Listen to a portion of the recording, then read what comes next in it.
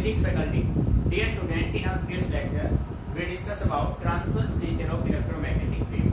So dear student, जैसे कि आप properties of electromagnetic wave study कर चुके हैं, तो बेटे वहाँ पे आपने चेक किया था जो इलेक्ट्रोमैग्नेटिक वेव है वो वैक्यूम में ट्रेवल करता है स्पीड ऑफ लाइट से।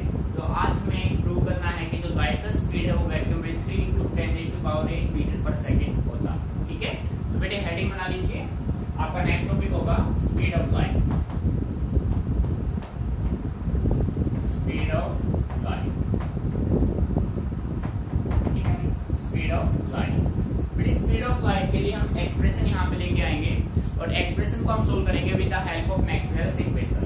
जैसा कि आप स्टडी कर चुके हैं, मैक्सवेल्स के 4 बेसिक इक्वेशन जो इलेक्ट्रिसिटी और मैग्नेटिज्म के लिए बनाए उन्होंने, उनको ही नाम दिया गया मैक्सवेल्स इक्वेशन। ठीक है, तो बेटे सबसे पहले हम यहाँ पे यूज करते हैं, यहाँ पे स्पीड ऑफ लाइट है, स्पीड किसका निकालेंगे भाई, स्पीड ऑफ ईएम वेव का, यानी कोई भी इलेक्ट्रोमैग्नेटिक वेव किस स्पीड से ट्रेवल करेगा, स्पीड ऑफ इलेक्ट्रोमैग्नेटिक वेव की हम बात करेंगे। ठीक है, तो बेटे देखो, अकॉर्डिंग टू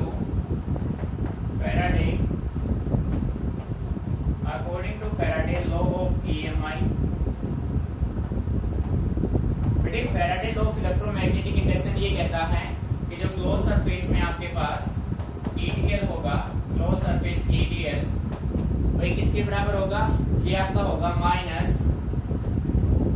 d∅p/dt। बेटे नेगेटिव साइन रिप्रेजेंट करता है अपोजिशन को। भाई इलेक्ट्रोमैग्नेटिक इंडक्शन एसी पार्ट में आप अच्छे से स्टडी कर चुके हैं कि जब आप किसी सर्किट में फ्लक्स नहीं करेंगे, सर्किट होगा चेंज और वो सर्किट उस फ्लक्स का क्या करेगा, अपोज। तो बेटे नेगेटिव साइन ओनली किसके लिए है, अपोजिशन। ठीक है, फिर मैं कह सकता हूं बट बेटे magnetic flux phi, magnetic flux phi अपना किसके बराबर होता है भाई, VDS के, VDS। तो बेटे ये वैल्यू यहां पे पुट कर दीजिए, close surface EDL is equal to minus d/dt। बेटे किसका करेंगे, d/dt किसका करेंगे भाई, VDS का। ठीक है बेटे, अब इस इक्वेशन के दोनों साइड रख दीजिए डायमेंशन, राइटिंग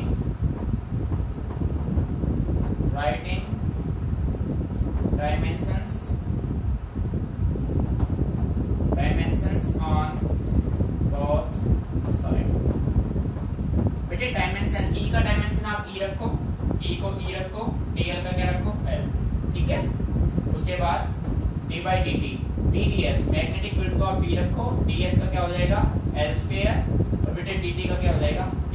बेटे ध्यान समझना, आपको यहाँ इलेक्ट्रिक फील्ड और मैग्नेटिक फील्ड के डायमेंशन सोल्व करने का रिक्वायरमेंट नहीं है भाई। Electric field vector, magnetic field vector तो आपको रखने हैं, क्योंकि electric field vector, magnetic field vector जब एक दूसरे के परपेंडिकुलर होंगे तभी क्या प्रोड्यूस होगा, ईएम वेव। ठीक है, अब देखो E as it is, dl का डायमेंशन l हुआ, d/dt dt का dimension d, magnetic field P as it is, ds का integration l, sorry dimension l²। बेटे एक l से एक l यहां से हो गया कैंसिल आउट, तो अपने पास E की वैल्यू आई, E क्या बचेगा भाई, PL/d। This is your first equation. बेटे यहां तक मीनिंग समझ में आ रहा है, आपको कांसेप्ट को समझना है भाई। फैराडे लॉ ऑफ ईएमआई था induced EMF equal to minus d∅/dt। Induced EMF आपका बराबर होता है EDL। ठीक है बेटे, मीनिंग यहां तक क्लियर। अब देखो भाई, अब आपने यहां पे लिया according to modified Ampere circuital law ACL। भाई एम्पियर सर्किटल लॉ को जब हमने मॉडिफाई किया तो अपने पास और कंडीशन मान लो इफ IC किसके बराबर हो बेटे, 0। भाई IC कंडक्शन करंट की वैल्यू 0 होनी चाहिए, ओनली आपके पास क्या रहेगा, डिस्प्लेसमेंट करंट। तो बेटे आप कह सकते हैं जो अपने पास, देखो यहां से बात को समझना है, जो PDL आपके पास होगा, ठीक है भाई, PDL की अगर मैं बात करूं, close surface PDL is equal to μ0 ε0। तो बेटे यहाँ पे क्या होगा, d∅e/dt। बेटे ध्यान दीजिए, यहाँ पे इलेक्ट्रिक फील्ड है तो मैग्नेटिक फ्लक्स होगा, मैग्नेटिक फील्ड है तो इलेक्ट्रिक फ्लक्स होगा। फिर आप कह सकते हैं बट phi e किसके बराबर होता है बेटे, EDS की वैल्यू पुट कर दीजिए, close surface PDL is equal to μ0 ε0। बेटे ये जो वैल्यू आपके पास आई ना, ये वैल्यू करंट की, ठीक है। तो म्यू नॉट एप्सिलॉन नॉट और इनटू में आप डी बाई डी टी करने जा रहे हैं किसका, D five by sorry EDS का, ईडीएस, ठीक है भाई। अब बेटे इसके भी दोनों साइड डायमेंशन रख दो, writing dimensions, writing dimensions on both side, ठीक है। डायमेंशन बी का डायमेंशन बी रखो, डीएल का हो गया L, mu naught epsilon naught, D by D T किसका करना है, डी टी का हो गया 1 बाई टी, बेटे ई का ई, एल स्क्वायर अपॉन में क्या हो गया टी। तो यहां तक नहीं समझ में आया बेटे, एक एल से एक एल आपका हो गया कैंसिल आउट, ठीक है। अपने पास बना B L is equal to sorry B is equal to mu naught epsilon naught into E into L upon T. Now put the value of E, E is equal to BL upon T, E is equal to BL upon T from equation first। बेटे first equation से E की value BL upon T यहाँ पे put कर दीजिए, तो अपने पास result बनेगा B is equal to mu naught epsilon not, बेटे E की वैल्यू क्या है BL upon T, BL upon T, ठीक है, इनटू में L अपॉन T, इनटू में L अपॉन T। अब बेटे देखो B से B क्या हो गया, कैंसिल हो गया, ठीक है। ये म्यू नॉट अपने पास क्या बचा, म्यू नॉट एप्सिलॉन नॉट को आप इस साइड ले आओ, 1 upon mu naught epsilon not. बेटे ध्यान दीजिए ये इस साइड आके डिवाइड हो जाएगा, ये L और ये L अपॉन T, और बेटे पूरे का क्या हो जाएगा स्क्वायर हो जाएगा। मीनिंग समझ में आ रहा है, ये स्क्वायर इस साइड की क्या हो जाएगा under root, L upon T बेटे किसके बराबर 1 by under root mu naught epsilon naught, ठीक है। बट L बाय T बेटे किसके बराबर होगा, C के displacement upon time, distance upon time speed, so बेटे C is equal to 1 by under root mu naught epsilon naught. Result हो गया, हो गई बेटे। आ रहा है समझ में, जब आप रिलेटिव परमेबिलिटी और रिलेटिव परमिटिविटी दोनों के न्यूमेरिकल वैल्यू पुट कर देंगे तो अपना रिजल्ट कुछ ऐसे होगा। देखो बेटे ध्यान से, C is equal to 1 by under root, बेटे म्यू नॉट की वैल्यू होती है 4 इंटू 22/7 इंटू 10⁻⁻7, 8.85 इंटू 10⁻⁻12। बेटे जब आप इन सबको सोल्व करेंगे ना तो आपका रिजल्ट बनेगा 3 इंटू 10⁸ मीटर पर second. This is the speed of electromagnetic wave that is equal to speed of light. बेटे आ रहा है नहीं, एक बार ऐसे इसको नोट कर लीजिए, इसको फिर एक्सप्लेन करते हैं बेटे पॉइंट टू पॉइंट, जो भी पॉइंट क्लियर ना उसको डिस्कस कीजिए, ठीक है।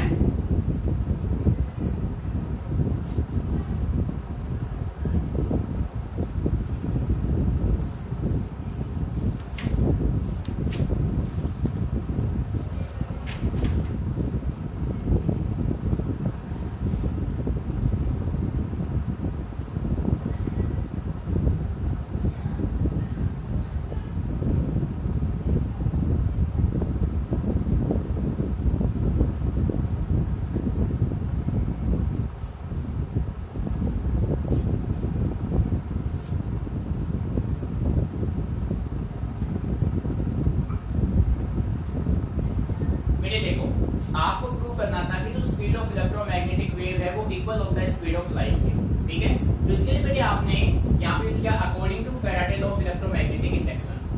फैराडे लॉ कहता है induced EMF is equal to -d∅dt। बेटे इंड्यूस्ड ईएमएफ आपका पोटेंशियल, और पोटेंशियल आप इलेक्ट्रोस्टैटिक में स्टडी कर चुके हैं। इलेक्ट्रिक पोटेंशियल आपका किसके बराबर था, E × dl।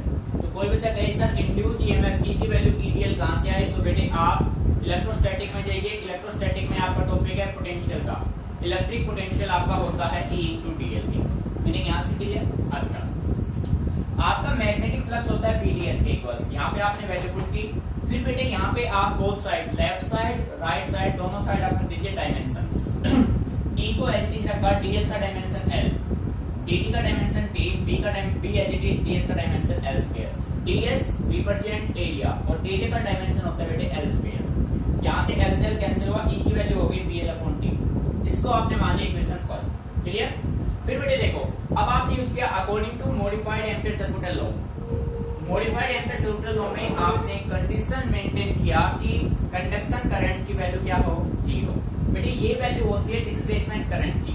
ठीक है, अब डिस्प्लेसमेंट करंट हमने डीपली स्टडी इसलिए नहीं किया क्योंकि बेटे डिस्प्लेसमेंट करंट के कंसेप्ट को एकेडमिक ईयर 2020 और 21 के लिए सीबीएसई ने रिड्यूस कर दिया है, रिडक्शन कर दिया उसका, रिड्यूस कर दिया उसको। ठीक है, तो बेटे डिस्प्लेसमेंट करंट आपका होता है mu naught epsilon naught D phi by dt। भाई कोई बच्चा कहे सर ये कैसे आया, बेटे मैं सिंपल वे में कहूंगा, एम्पीयर सर्किटल लॉ कहता था PTL equal to mu naught I। I आपका होगा IC प्लस ID। IC को आपने क्या मान लिया, 0। ID की वैल्यू आपका ये होता है mu naught epsilon naught D phi by dt। किसके बराबर होता है बेटे, ID, डिस्प्लेसमेंट करंट इक्वल होता है। ठीक है, अब देखो फिर आपने देखा इलेक्ट्रिक फ्लक्स आपका EDS होता है, आपने यहाँ वैल्यू पुट की। बेटे इस इक्वेशन के लेफ्ट और राइट दोनों के रख दो डायमेंशंस। देखो P का dimension P as it is, PL का dimension L, mu naught epsilon naught as it is, dt का डायमेंशन T, E का E, ds का L स्क्वायर। बेटे आ रही बात समझ में? ठीक है, अब आप देखो यहाँ से L से L कैंसिल, P हो गया mu naught epsilon not EL upon T। अब बेटे फर्स्ट इक्वेशन में आपने किसकी वैल्यू निकाल रखी है, E की, तो E की वैल्यू BL अपॉन T यहाँ से आप पुट कर दीजिए। आपने यहाँ डाटा पुट किए, B से B कैंसिल हुआ, mu naught epsilon not divide में आ जाएगा, इधर ही रिजल्ट अपना बना। बेटे L अपॉन T अपना C के बराबर, C अपना ये हो गया। आपने म्यू नॉट एप्सिलॉन नॉट दोनों के न्यूमेरिकल वैल्यू पुट के तो आपका रिजल्ट बना 3 × 10⁸ मीटर पर सेकंड। बेटे आगे मेरी समझ, ठीक है। अभी भी फिर भी आपको कोई प्रॉब्लम इसमें लगे तो आप मेरे से डिस्कस कर सकते हैं, चीजों को समझना है ना कि रटना है। ठीक है बेटे, इसके बाद आप नेक्स्ट टॉपिक करते हैं, एक मिनट इसको आप अच्छे से ऑब्जर्व कर लीजिए।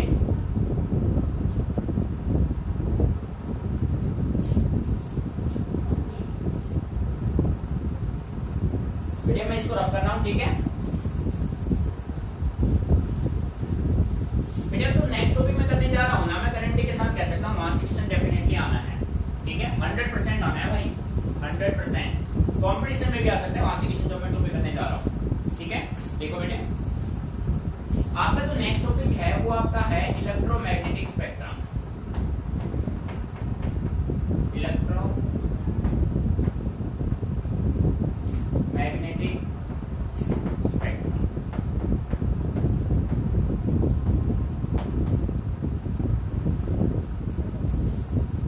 बेटे देखो आपके पास कुछ इलेक्ट्रोमैग्नेटिक वेव है, बेसिकली मैं कह सकता हूं ये 7 इलेक्ट्रोमैग्नेटिक वेव। जब हम इन इलेक्ट्रोमैग्नेटिक वेव को, इन 7 इलेक्ट्रोमैग्नेटिक वेव को increasing order of their wavelength में अरेंज करते, इंक्रीजिंग ऑर्डर में, तो बेटे वहां से जो स्पेक्ट्रम ऑब्टेन होगा that is said to be electromagnetic spectrum. बेटे बात समझ आ रही है? तो सिंपल वे में आप कह सकते हैं the arrangement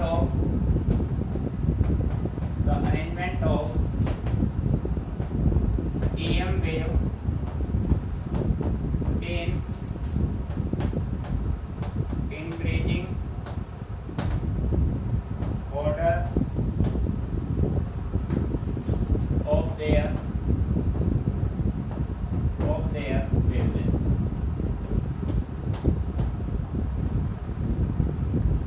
is called electromagnetic spectrum.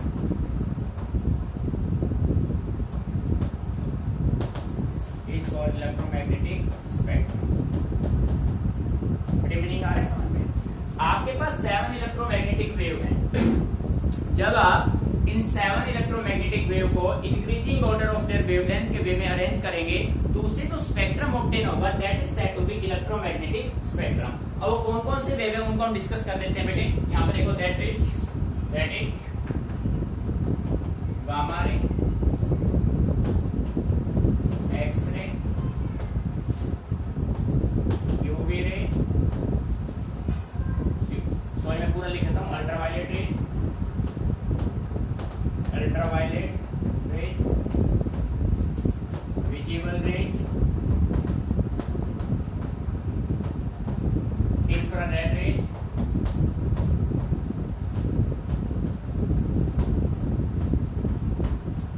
Microwave,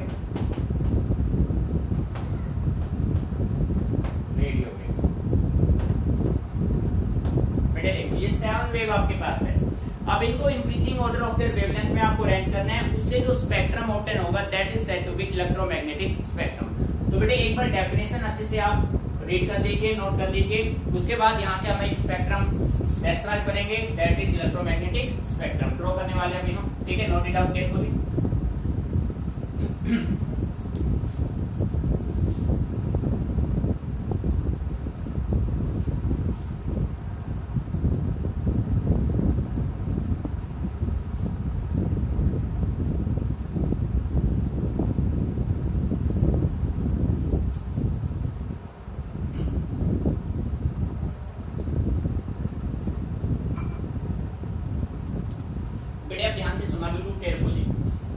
अब हम एक स्पेक्ट्रम बनाने वाले हैं जिसका नाम है इलेक्ट्रोमैग्नेटिक स्पेक्ट्रम। बेटे इलेक्ट्रोमैग्नेटिक स्पेक्ट्रम जो आप बनाने वाले हैं उसमें से क्वेश्चन कैसे आएगा? ये 7 वेव मैंने आपको दे रखे हैं, इनमें से कोई एक उठाएगा, आपसे पूछेगा, कोई 4 ऑप्शन दे दी मैंने, इनमें से उठा के आपको, और आपसे पूछा किसका फ्रीक्वेंसी मैक्सिमम है या किसका फ्रीक्वेंसी मिनिमम है, किसका वेवलेंथ मैक्सिमम है, किसका वेवलेंथ मिनिमम है। इस तरीके से क्वेश्चन आपसे पूछा जाएगा, ठीक है। और उसके तो आपको न्यूमेरिकल डाटा भी यहाँ से लर्न करने हैं, ठीक है बेटे। तो ये यहाँ से क्वेश्चन बनना डेफिनेटली है, ठीक है। देखो तो बेटे इलेक्ट्रोमैग्नेटिक स्पेक्ट्रम हम ड्रॉ कर रहे हैं, उसके लिए आप एक शॉर्टकट देंगे तो परमानेंटली आपके माइंड में सेट हो जाएगा। देखो बेटे ध्यान से, भाई यहाँ पे आपने बनाया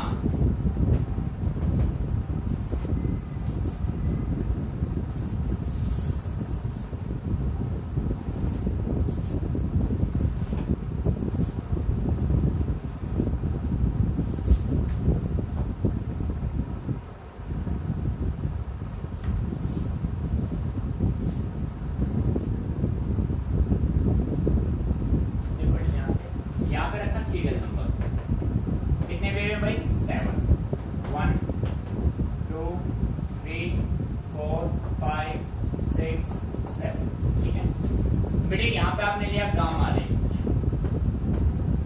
x range, ultraviolet range,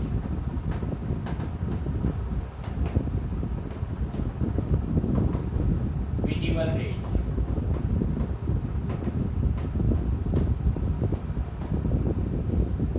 infrared range,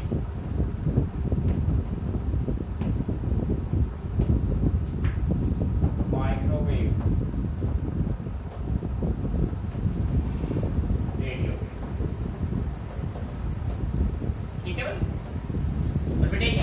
बात करते हैं इनके वेवलेंथ की,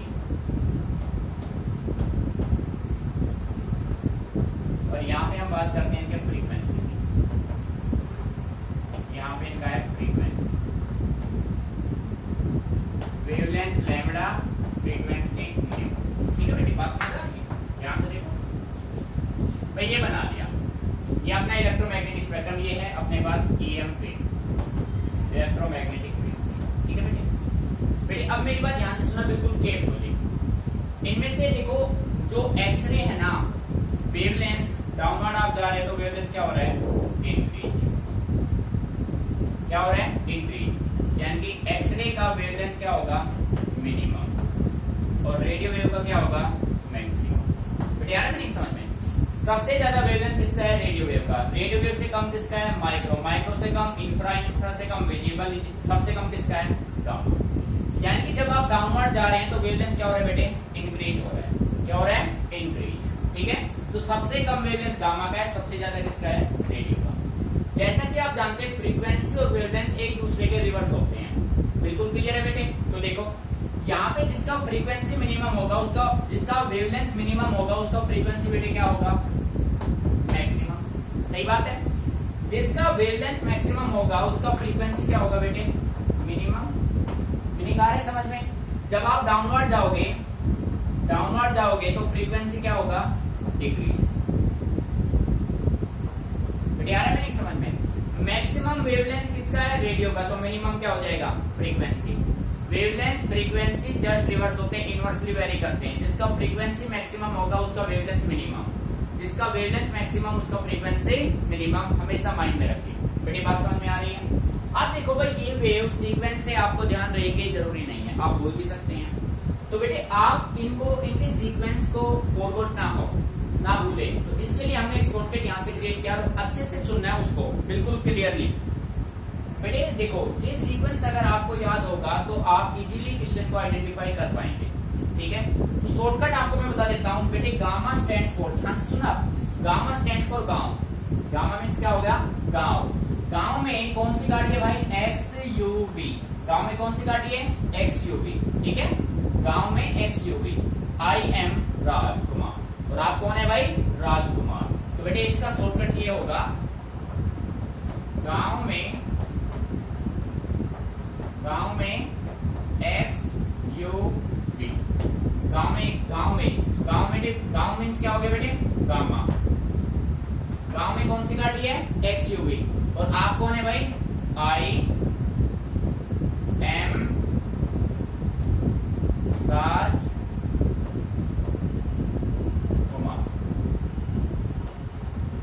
आई एम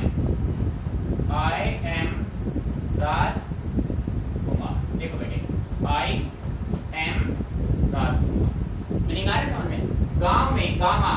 गांव में कौन सी गाड़ी है बेटे? एक्सयूवी। और आप कौन है?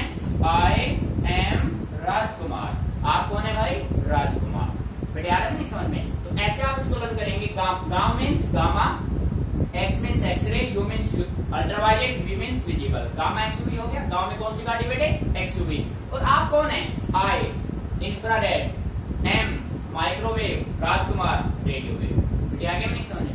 आप इसको ऐसे लर्न करेंगे, gamma XUV IMR, gamma XUV IMR. गांव में कौन सी गाड़ी है भाई? एक्सयूवी। और बेटे आप कौन है? राजकुमार। आप कौन है? राजकुमार। मीनिंग यहां तक क्लियर? ठीक है, इस तरीके से आप इसको लर्न करेंगे। एक बार इसको नोट कर लीजिए इस लाइन को, gamma XUV IMR, gamma XUV IMR. 2-3 बार रिपीट करेंगे, अपने आप माइंड में सेट हो जाएगा। आपके गांव में कौन सी गाड़ी है भाई? एक्सयूवी। और आप कौन है? राजकुमार। I am Rajkumar. मीनिंग यहां तक ठीक है? फिर ऐसे कीजिए, फिर एक क्वेश्चन बनाते हैं। ठीक है, नोट इट डाउन।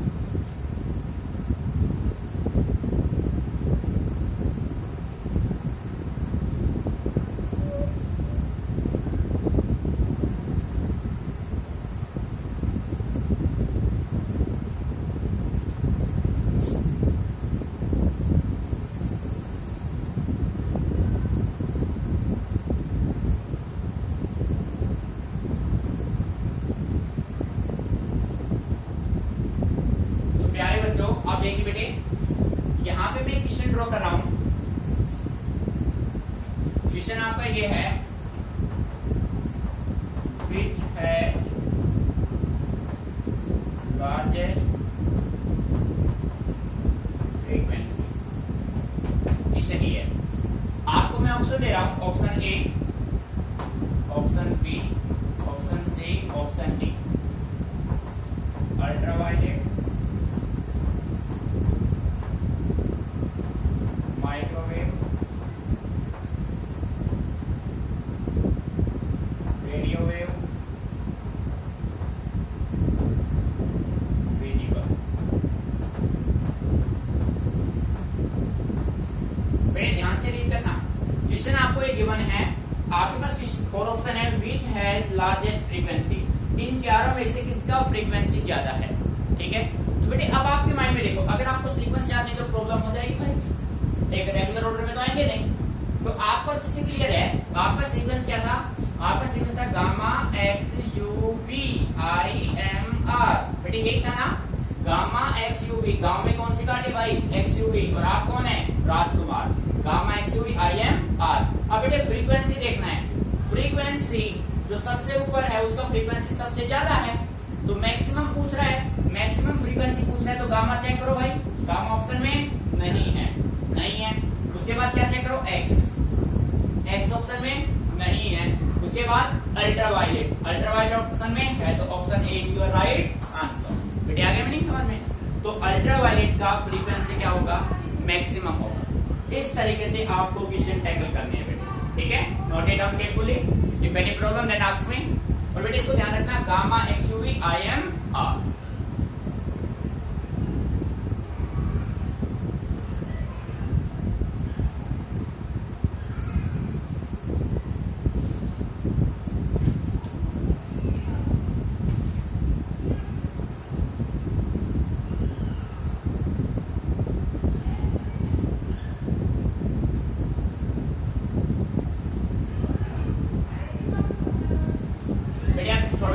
चेंज कर रहा हूँ। सेकंड क्वेश्चन देखो यहाँ पे,